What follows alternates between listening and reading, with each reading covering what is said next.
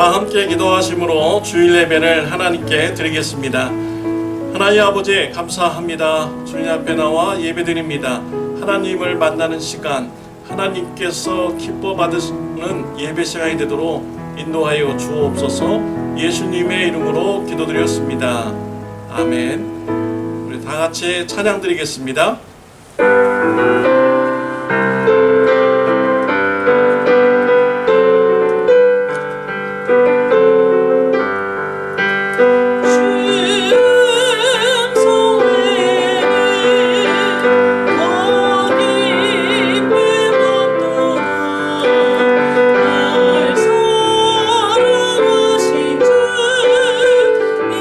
내게 시옵소서.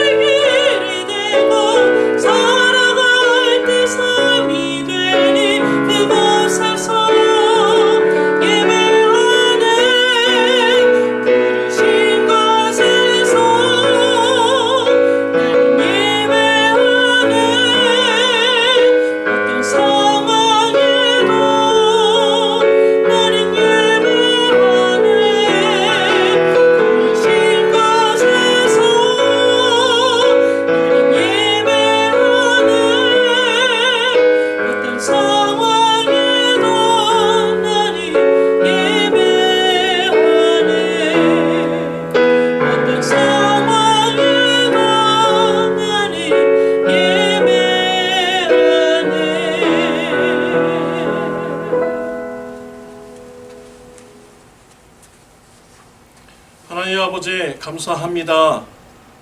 거룩한 주일날 하나님 앞에 예배할 수 있도록 믿음을 붙잡아 주셔서 감사드립니다. 예배를 통하여 하나님 아버지를 만나고 하나님의 아버지의 이름을 높여드리는 예배 시간 되게 하여 주옵소서. 주님의 은혜에 감사해서 찬송과 기도와 헌신과 말씀을 듣는 예배 시간 되게 하여 주옵소서. 또한 우리 삶 가운데서도 하나님께서 기뻐하시는 거룩한 산제사의 예배를 드릴 수 있도록 주님 축복하여 주옵소서. 주님의 은혜에 감사해서 가족들을 사랑하고 이웃들을 사랑하는 삶이 넘치게 하여 주옵소서.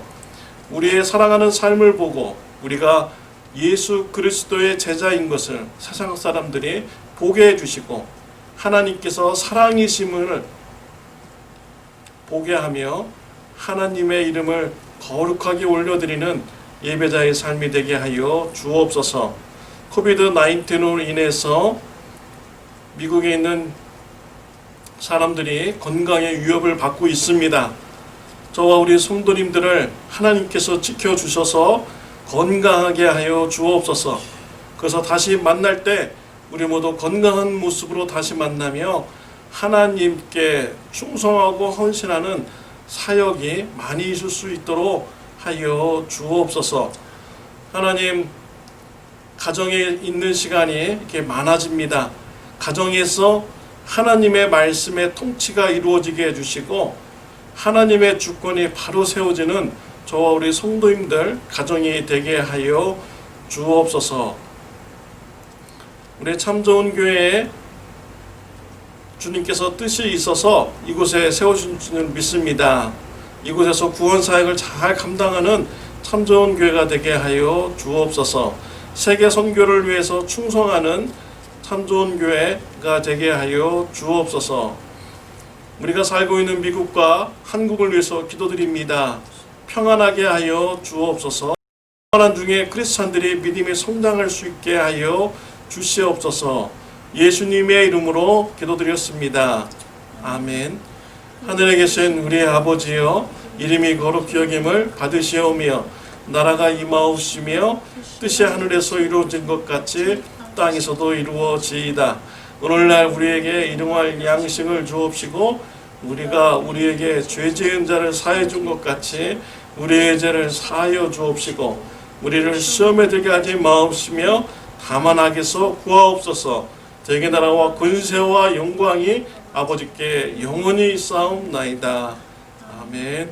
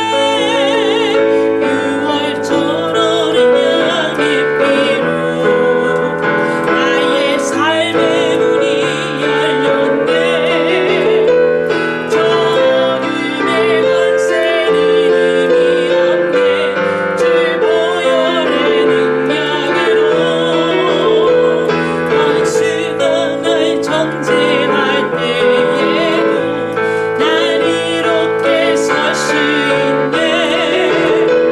난 더 이상 정죄함 없네. 난 주 보혈 아래 있네. 난 주 보혈 아래 있네. 그 피로 날 질사했네. 하나님의 긍휼 날 거룩게 하시옵네. 나 죄물 아래 있네. 나 원수의 어떠한 공격에도 더 이상 넘어지지 않게. 난 죄물 아래 있네. 난 죄물 아래 있네. 그 피로 날 제사했네. 하나님의 긍휼 날 거룩게 하시옵네. 난 죄물 아래 있네.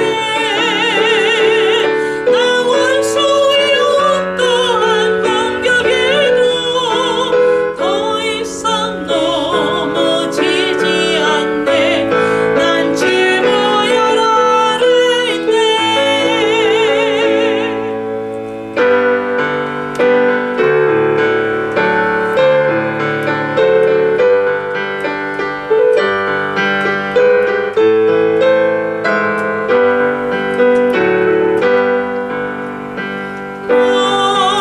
나의 모아돌이네 사랑하다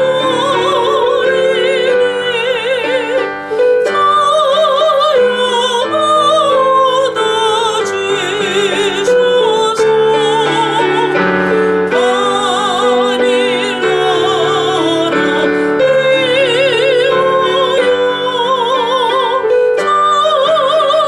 바닐라라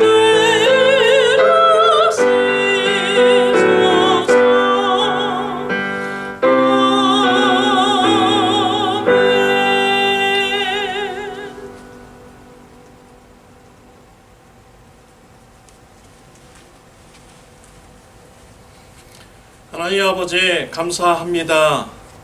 주님 앞에 예배드리며 헌신할 수 있게 해주셔서 감사합니다. 헌신할 수 있도록 생명 주셔서 감사합니다. 건강 주셔서 감사합니다. 소득을 주셔서 감사드립니다.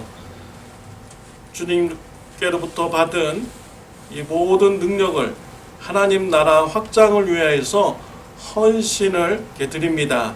연락하여 주옵소서. 하나님의 기쁨을 위하여 사용하여 주옵소서. 헌신하는 저와 우리 성도인들에게 영적인 복을 더하여 주옵소서. 하나님께서 우리에게 사랑을 베풀어 주시고 동행하여 주신다는 것을 늘 깨달아 알게 하여 주시고, 하나님의 은혜에 대해서 감사할 수 있는 마음과 하나님의 은혜를 볼 수 있는 눈과 하나님의 은혜를 들을 수 있는 귀를 허락하여 주옵소서. 그래서 원망과 불평의 삶이 되지 않게 하여 주옵소서. 감사의 말과 감사의 마음과 감사의 행동이 넘쳐나도록 하여 주옵소서. 그래서 더욱더 하나님 안에서 하나님의 축복을 누리며 건강하게 신앙생활할 수 있도록 역사하여 주옵소서. 일용할 양식을 때를 따라서 채워주시고 공급하여 주옵소서. 이 멕시코 선교지, 베네수엘라, 파나마 선교지, 미얀마 선교지에도 동일한 은혜를 더하여 주셔서 선교사님들을 통하여 하나님의 나라가 더욱더 확장이 되는 은혜가 있게 하여 주옵소서. 선교지에도 필요한 모든 것을 다 공급하여 주시옵소서. 예수님의 이름으로 기도드렸습니다. 아멘. 네, 교회 소식을 전해드리겠습니다. 우리가 계속해서 영상을 통하여서 우리가 예배를 드리도록 하겠습니다. 선교기금 마련을 위해서 리사이클 제품을 받습니다. 치유기도 명단이 있습니다. 기도해 주시기를 바랍니다. 조재현 자매님 고국 방문 중이십니다. 9월 중에 귀국 예정입니다. 건강하게 잘 돌아올 수 있도록 기도해 주시기를 바랍니다. 그레스 구지사님 알래스카에서 지금 남편과 같이 일하고 계십니다. 건강하게 잘 돌아올 수 있도록 기도해 주시길 바랍니다. 김경자 지사님 지난주에 자녀 방문을 잘 마치고 돌아오셨습니다. 광고를 마치겠습니다. 이 시간 우리 같이 은혜 받을 말씀은 누가복음 10장, 누가복음 13장 10절부터 21절 말씀입니다. 교도하시겠습니다. 예수께서 안식일에 한 회당에서 가르치실 때에 8달 동안이나 귀신 들려 앓으며 꼬부라져 조금도 펴지 못하는 한 여자가 있더라. 예수께서 보시고 불러 이르시되 여자여 네가 내 병에서 놓였다 하시고 안수하시니 여자가 곧 펴고 하나님께 영광을 돌리는지라. 회당장이 예수께서 안식일에 병 고치시는 것을 분내어 무리에게 이르되 일할 날이 엿새가 있으니 그동안에 와서 고침을 받을 것이요 안식일에는 하지 말 것이니라 하거늘 주께서 대답하여 이르시되 외식하는 자들아 너희가 각각 안식일에 자기의 소나 나귀를 외양간에서 풀어내어 이끌고 가서 물을 먹이지 아니하느냐. 그러면 18해 동안 사탄에게 매임받은 이 아브라함의 딸을 안식일에 이 매임에서 푸는 것이 합당하지 아니하냐. 예수께서 이 말씀을 하시매 모든 반대하는 자들은 부끄러워하고 온 무리는 그가 하시는 모든 영광스러운 일을 기뻐하니라. 그러므로 예수께서 이르시되 하나님의 나라가 무엇과 같을까? 내가 무엇으로 비교할까? 마치 사람이 자기 채소밭에 갖다 심은 겨자씨 하나 같으니 자라 나무가 되어 공중의 새들이 그 가지에 깃들였느니라. 또 이르시되 내가 하나님의 나라를 무엇으로 비교할까? 마치 여자가 가루 서말 속에 갖다 넣어 전부 부풀게 한 누룩과 같으니라 하셨더라. 아멘. 오늘 본문 말씀에서는 예수님께서 회당에서 예배를 드리셨습니다. 회당에서 말씀을 가르치셨습니다. 말씀을 가르치시는 중에 허리가 구부러져 있는 여인을 보게 됩니다. 예수님께서는 허리가 구부러져 있는 이 여인을 부르셨습니다. 성경학자들은 예수님께서 회당에서 예배를 마치신 후에 이 여인을 불렀을 것이다 라고 합니다. 왜냐하면 예수님 시대 때 회당에서 예배를 드릴 때는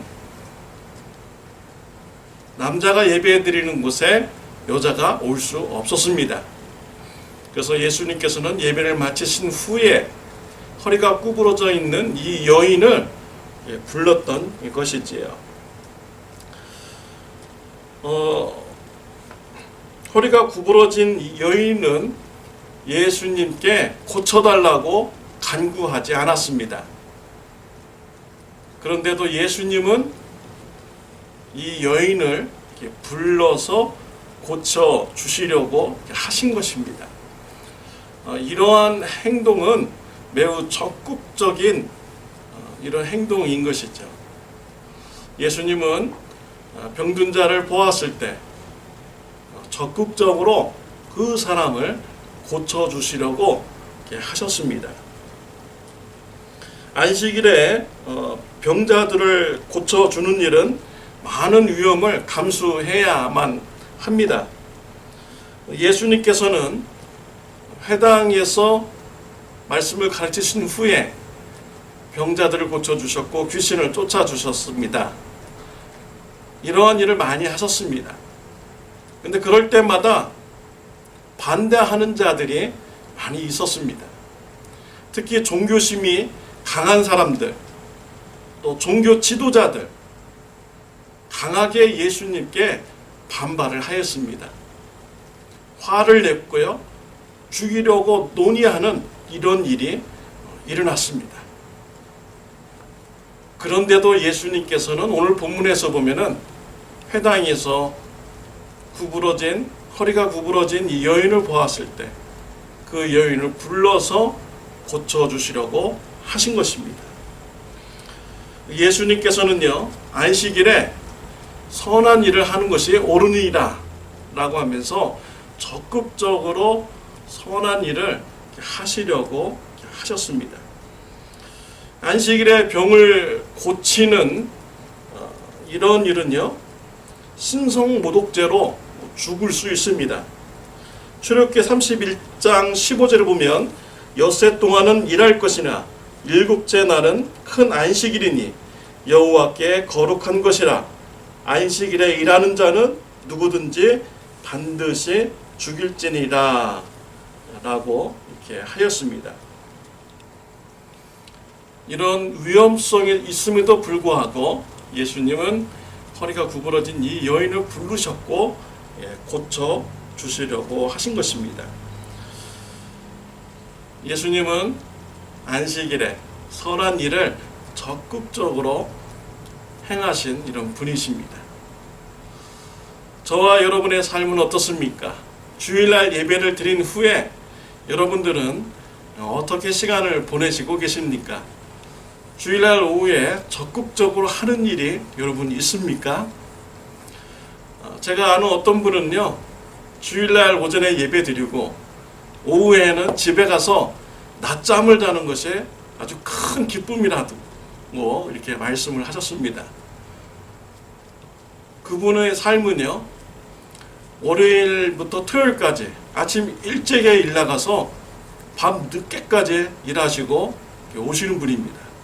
그러니까 일요일날 예배 드리고 주일날 오후에 잠자는 것이요, 아주 꿀잠이라는 것이에요. 그때 잠을 자면 너무나 기분이 좋다는 거예요. 그리고 다음날 일할 수 있는 이런 의욕이 생긴다라는 것입니다. 또 어떤 분은요, 주일날 오후 되면 월요일부터 시작하는 일에 대해서 열심히 또 이렇게 준비를 하시는 분도 이렇게 있습니다. 일에 대해서 적극적인 마음을 가지고 하시는 분들이죠. 또 어떤 분들은요, 일요일날 오후 되면은 온 가족들을 불러 모으고요, 친척들까지 불러 모아서 음식을 같이 나누는 이런 일을 하시는 분들도 있습니다. 여러분들은 주일날 오후에 무엇을 하십니까? 적극적으로 하시는 일은 무엇입니까? 예수님은요, 회당에서 예배를 드리신 후에 적극적으로 선을 행하는 이런 일을 하셨습니다. 오늘 본문의 말씀에 보면은 허리가 꼬부라진 여인에 대해서 구체적으로 설명을 하고 있습니다. 11절에 보면 18해 동안이나 귀신 들려 앓으며 꼬부라져 조금 더 펴지 못하는 한 여자가 있더라 라고 했습니다. 여인의 허리가 꼬부라져서 조금도 펼 수 없는 상태라는 것입니다. 이 꼬부라지다 라는 단어를 원어적으로 보니까 전부 구부러짐, 그런 의미가 이렇게 포함되어 있습니다. 그러니까 허리가 전부 꼬부라져서 전혀 펼 수 없는 이런 환자인 것이죠. 의학 용어로는 척추 교착염이라고 합니다. 그래서 이 병에 걸리신 분들은 도대체 허리가 어떻게 되나, 어떻게 이게 완전히 구부러진 상태인가, 몸이 앞으로 완전히 90도를 이렇게 구부러져 가지고 있는 상태인지 좀 이렇게 알아보았습니다. 그랬더니요, 이 병이 허리와 허리 사이에 관절인 같은 게 있는데 이것이 다 닳아서 없어진 것입니다. 그러니까 이제 뼈와 뼈 사이가 완전히 붙어버리는 것이죠. 그래서 이 허리를 구부릴 수가 없는 것입니다. 사람이요, 혼자야 뒤로 딱 이렇게 젖혀지게 되잖아요. 사진으로 보니까 약간 이렇게 꾸부정하게 된 거예요. 뼈와 뼈 사이에 붙었으니까 얼마나 통증이 심하겠습니까? 18년 동안 그런 통증을 앓으면서 이 여인이 살았던 것이지. 왜 이런 병이 생겼을까요? 오늘 본문에서는 귀신이 들렸기 때문이다라고 이렇게 말씀을 하고 있습니다. 이 여인의 삶이요, 얼마나 힘들겠습니까? 귀신 들려가지고 큰 고통 가운데 살아가는 것입니다. 귀신이 하는 일이 그렇습니다. 귀신이 들어오면요, 우리 사람을 파괴하는 이런 일을 합니다. 그래서 사람에게 고통을 주고 인격적으로 파괴시키고 육체적으로도 파괴시키고 영혼적으로도 파괴시키는 것이 바로 마귀가 하는 일인 것이죠. 예수님께서는 이 여인을 부르셨어요. 이것은 예수님께서 적극적으로 이 여인을 향하여서 선한 일을 행하시려고 하신 것입니다. 예수님은요, 이 여인을 긍휼히 여기셨습니다. 불쌍히 여기셨던 것이죠.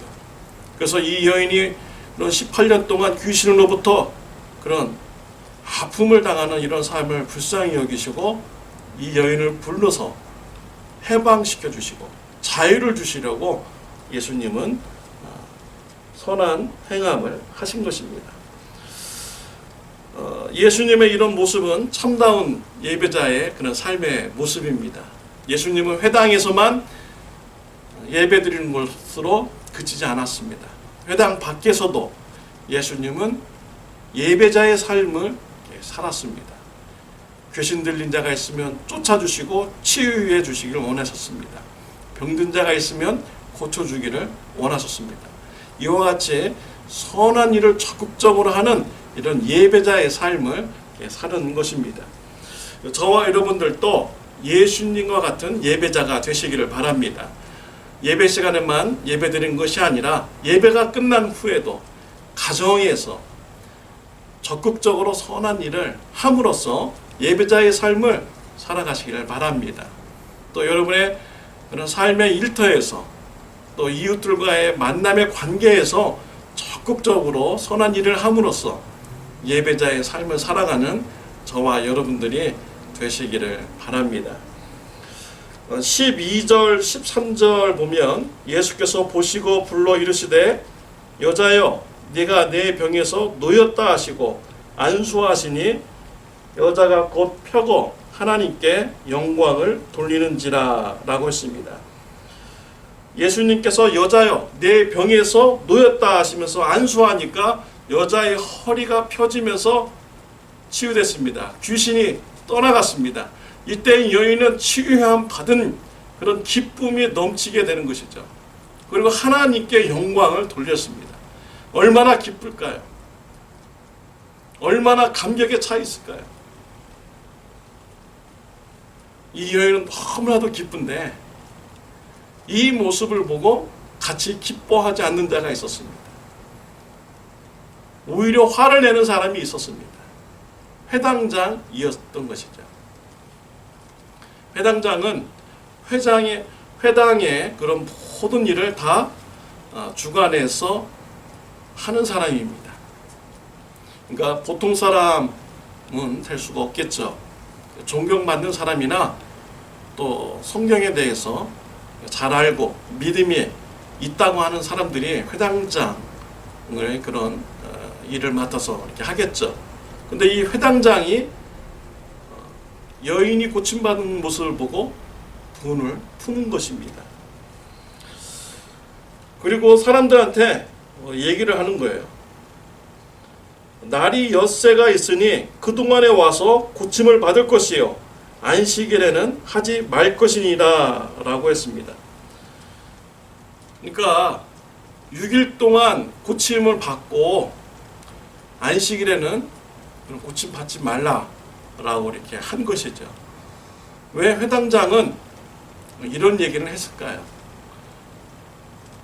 허리가 치유된 이 여인을 보면서 왜 같이 기뻐하지 못했을까요? 회당장이 안식일에 대한 잘못된 이해를 가졌기 때문입니다. 회당장은 안식일에 아무것도 하지 말고 무조건 쉬어야 된다 라는 이런 인식을 가졌던 것이죠. 그래서 일하는 자는 하나님을 모독한 것이고 반드시 죽여야 된다 라고 이렇게 믿은 것입니다. 안식일의 그런 올바른 이해는 무엇입니까? 안식일은 구원의 그림자입니다. 신명기 5장 14절 15절에 보면은 일곱째 날은 내 하나님 여호와의 안식일인즉 너나 네 아들이나 네 딸이나 네 남종이나 네 여종이나 내 소나 내 나귀나 내 모든 가축이나 내 문 안에 유하는 객이라도 아무 일도 하지 못하게 하고 내 남종이나 내 여종에게 너같이 안식하게 할지니라. 너는 기억하라. 네가 애굽 땅에서 종이 되었더니 내 하나님 여호와가 강한 손과 편팔로 거기서 너를 인도하여 내었나니 그러므로 내 하나님 여호와가 네게 명령하여 안식일을 지키라 하느니라. 하나님께서 신명기 5장에서 안식일을 지키라 라고 이렇게 말씀을 하셨어요. 근데 안식일을 왜 지켜야 되느냐? 애굽에서 종살이 했던 이런 이스라엘 백성들을 인도해서 내었다. 그것을 기억하면서 그렇기 때문에 안식일을 지켜야 된다라는 것이죠. 그러니까 안식일은요, 구원을 바라보면서 지켜야 이렇게 되는 것입니다. 구원에 대한 소망을 가지면서 안식일을 지켜야 되는 것이죠. 예수님께서 이 땅에 오셔서 안식일에 적극적으로 선을 행하셨습니다. 병든 자를 고쳐주셨습니다. 귀신 들린 자를 귀신을 쫓아서 해방시켜 주셨습니다. 치유하여 주셨습니다. 예수님은 안식일에 구원 사역을 하신 것입니다. 마태복음 12장 8절에 보면 인자는 안식일의 주인이니라 하시니라 라고 하였습니다. 안식일의 주인은 누구입니까? 예수님이십니다. 안식일은 구원의 그림자이며 예수님의 그림자입니다. 예수님께서 이 땅에 오셔서 구원을 이루셨습니다. 십자가에서 저와 여러분의 죄를 대신 지시고 죄의 형벌을 대신 받으셨습니다. 죽으셨습니다. 3일 만에 부활하셨습니다. 그래서 예수님이 하나님의 아들이심을 증거하였습니다. 3일 만에 부활하심으로써 예수님께서 우리의 죄를 대신 지시고 형벌받았다는 것이 증거가 된 것이죠. 예수님을 믿는 자는 죄사함을 받습니다. 의롭다 칭함을 받습니다. 구원함을 받습니다. 그래서 예수님께서 이 땅에 오셔서요, 구원을 이루셨습니다. 안식일은 예수님의 그림자인 것이죠. 예수님이 오셔서 구원을 이루셨기 때문에 더 이상 이젠 그림자가 필요가 없는 것입니다. 그래서요, 예수님을 믿는 저와 여러분들은 이젠 더 이상 안식일을 지키지 않습니다. 예수님이 부활하신 그 날을 기념하여 우리가 주일날 우리가 예배를 우리가 드리는 것이지요. 부활하셨을 때 죽음의 권세를 이기셨습니다. 죄의 권세를 이기셨습니다. 사탄의 권세를 이기셨습니다. 구원을 이루신 날입니다. 그래서 우리가 안식일을 지키지 않고 주일날 우리가 예배를 드리는 것이지요. 그러니까 안식일의 그런 진정한 의미는요, 바로 구원에 있는 것입니다. 예수님께서 이 땅에 오셔서 안식일에 병자를 고치고 귀신 들린 자를 쫓아내시고 치유해 주신 것은 예수님께서 구원 사역을 행하신 것이죠. 예수님은 적극적으로 선한 일을 함으로 구원 사역을 하셨던 것입니다. 예수님께서는 회당장에 말씀을 하십니다. 15절, 16절 주께서 대답하여 이르시되 외식하는 자들아 너희가 각각 안식일에 자기의 소나 나귀를 외양간에서 풀어내어 이끌고 가서 물을 먹이지 아니하느냐. 그러면 18해 동안 사탄에게 매임받은 이 아브라함의 딸을 안식일에 이 매임에서 푸는 것이 합당하지 아니하냐라고 했습니다. 회당장을 향하여서 외식하는 자다라고 이렇게 책망하셨습니다. 안식일에 자기 소나 나귀가 있으면 끈을 풀어다가 데려다가 이렇게 물을 먹이지 않느냐. 그런데 18년 동안 지금 귀신 들려가지고 매임받은 이 여인을 풀어주었는데 그런 일이 합당한 일이 아니냐라고 예수님께서는 말씀을 하신 것입니다. 안식일에 소와 이런 나귀, 가축에게도 일을 시키지 말라라고 이렇게 성경에 기록이 되어 있습니다. 그런데 유다인들은요 여기에다가 그런 장로들의 그런 전통 뭐 이런 것을요 성경에 없는 것을 막 이렇게 집어넣습니다. 그래가지고 안식일이면 가축의 그런 그 매듭, 가축에 뭐 이렇게 도망가지 못하도록 이렇게 끈을 묶어 놓잖아요. 예. 그러니까 가축에 걸려 있는 이런 모든 끈 같은 거, 매듭 같은 것도 풀지 말라라고 했어요. 그리고 가축에게는 직접 사람이 물을 주지 말라. 이 물을 길어다가 이렇게 주면 일을 하는 거잖아요. 그러니까 그런 뭐 정통으로 이런 성경에도 없는 이런 규례를 막 이렇게 만들었습니다. 하루 종일 물을 안 먹는다는 게 얼마나 힘든 일입니까? 사람이 하루 종일 물을 안 먹는다는 것은 큰 고통이죠. 그런데 가축에게 하루 종일 물을 주지 않는다? 이거 가축에게 큰 고통입니다. 가축이 큰 재산인데 그래가지고 사람들이 어떻게 하냐면요. 안식일일지라도 그 가축의 그 매듭을 풀어가지고 끌고 가가지고 가축에게 물을 이렇게 먹였어요. 안식일 전날 이렇게 물을 갖다 놓은 것도 아니고요. 끈을 풀어다가 무리들에 데려다가 물을 이렇게 먹였습니다.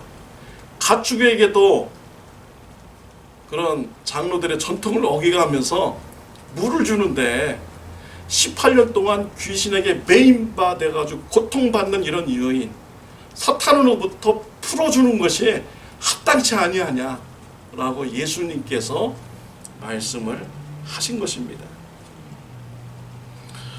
예수님은 이 땅에서 참다운 구원을 이루어 가시는 이런 분이신 것이죠.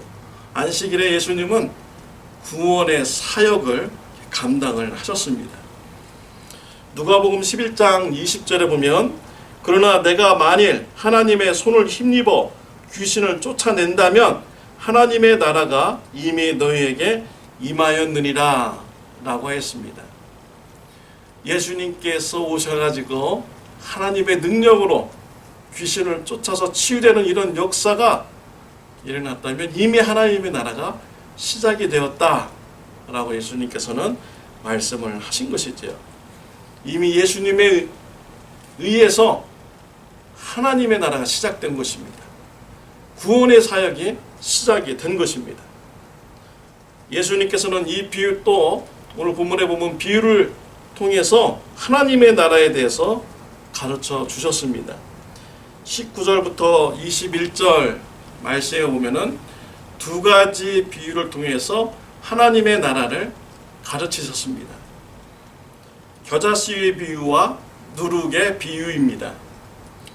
19절에 보면 겨자씨의 비유가 있습니다.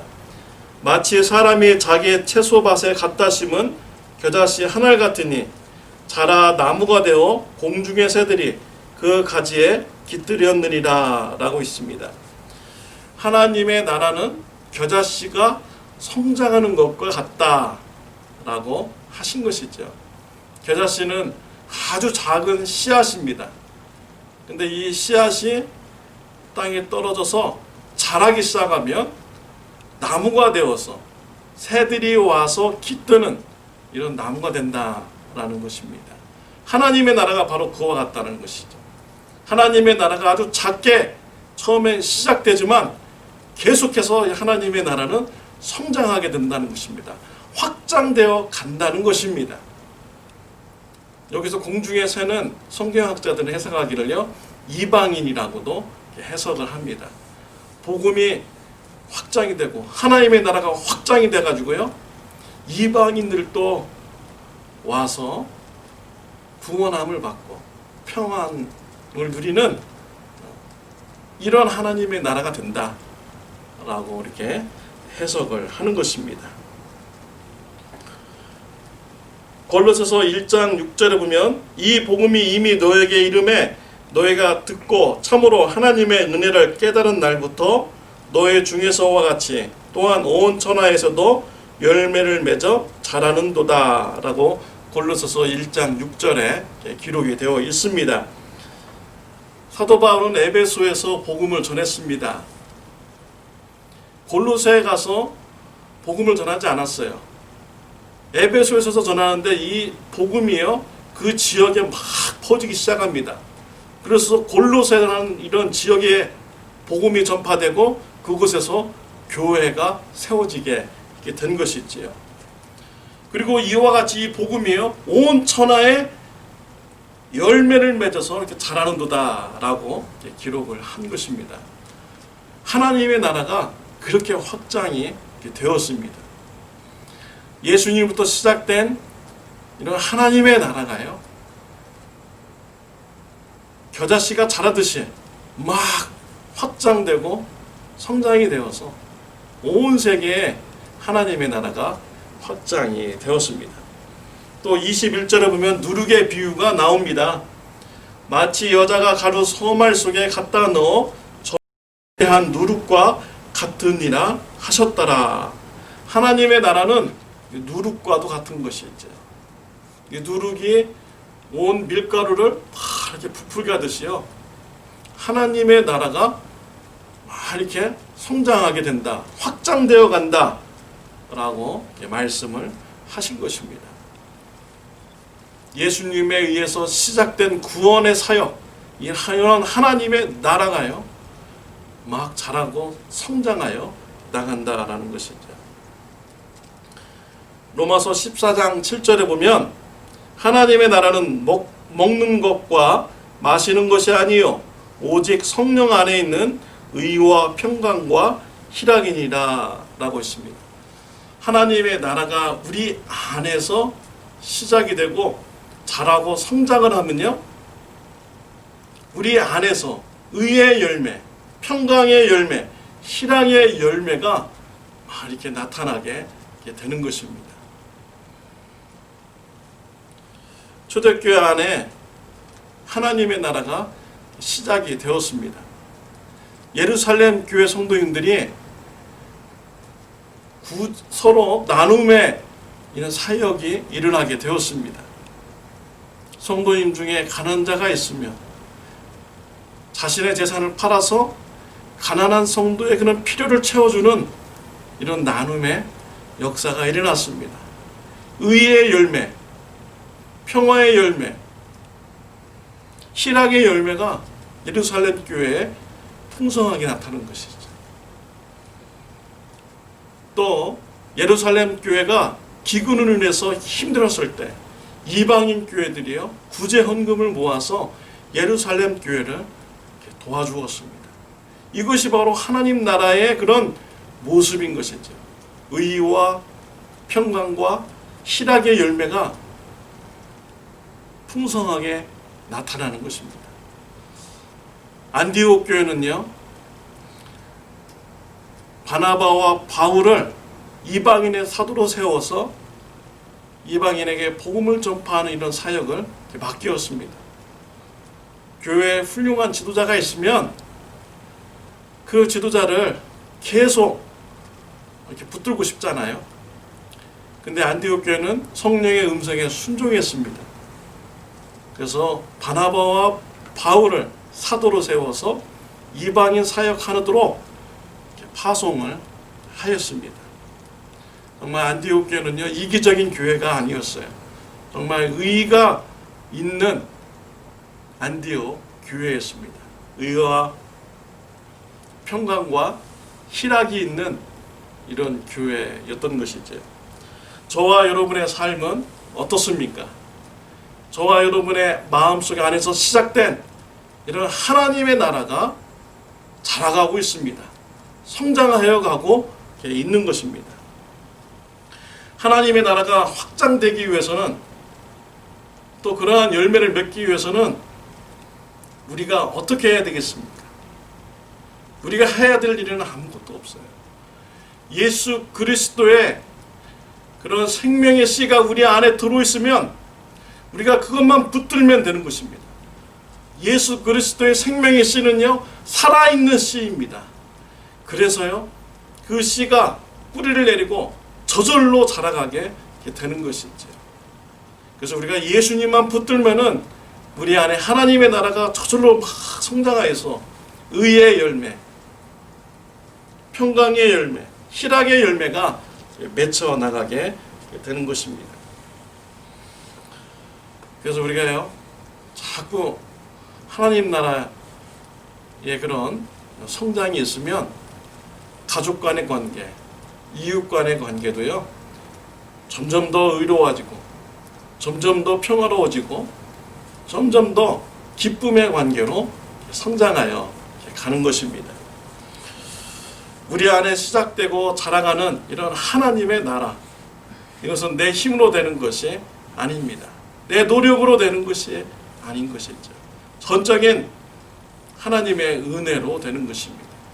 예수 그리스도의 복음의 씨가, 그 살아있는 씨가 내 안에 들어오면 저절로 하나님의 나라가 확장되어 가는 것입니다.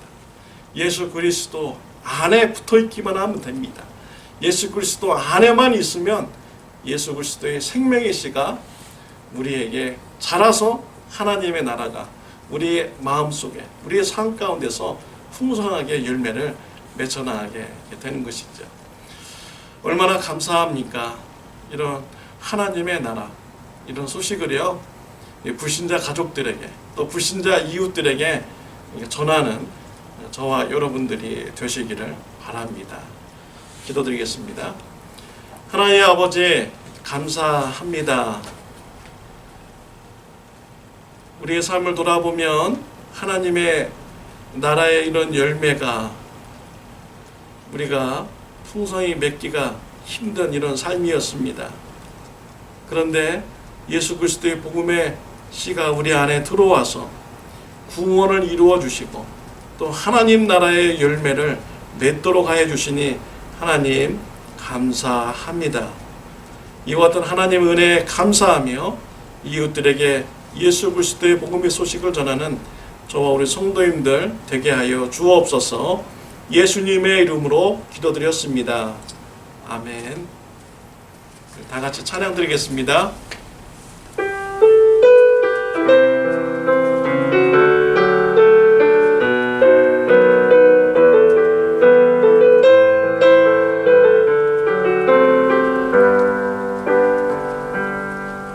지금 서 있는 이곳에서 믿음을 받으소서.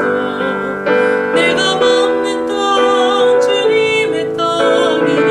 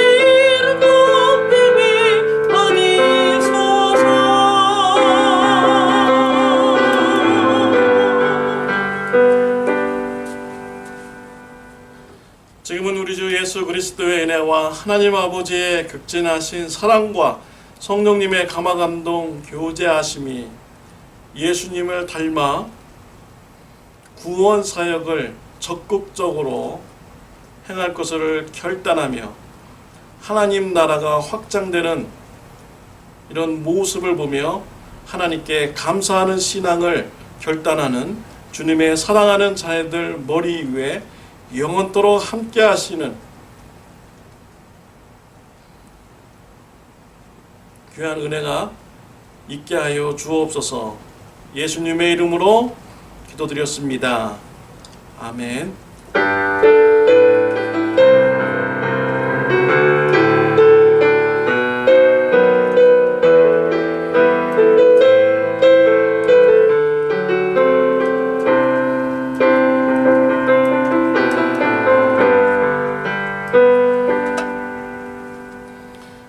감사합니다. 주일 예배를 마쳤습니다.